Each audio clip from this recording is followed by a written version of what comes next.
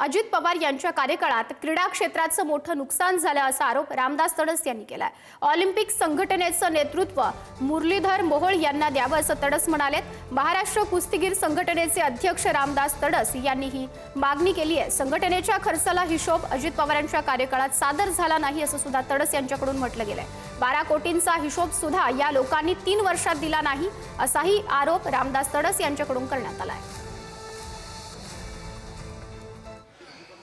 त्यानंतर उत्तराखंड आणि गोव्यामध्ये 3 नॅशनल झाले आणि प्रत्येक नॅशनलला गव्हर्नमेंट 4 कोटी रुपये देते खेळाडूच्या खेळण्याकरिता आणि त्यांची सर्व व्यवस्था करण्याकरिता।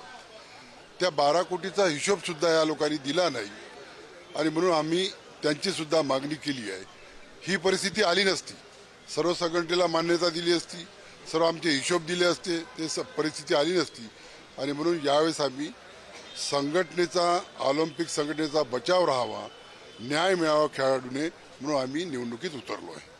2 नोव्हेंबरला महाराष्ट्र ऑलिम्पिक कुस्तीगीर संघटनेची निवडणूक आहे, ज्यामध्ये एकीकडे गेल्या 3 टर्ममध्ये अजितदादा पवार हे अध्यक्ष आहे, एकीकडे आमच्या सर्व संघटनेच्या माध्यमातून आम्ही मुरली अण्णा मोहोळ यांना उभं केलं आहे अध्यक्षपदासाठी आणि पहिल्यांदा विदर्भाला न्याय मिळाला आहे का जो ज्येष्ठ उपाध्यक्ष आहे ते विदर्भातले आहे संदीप जोशी यांना उमेदवारी दिली आहे।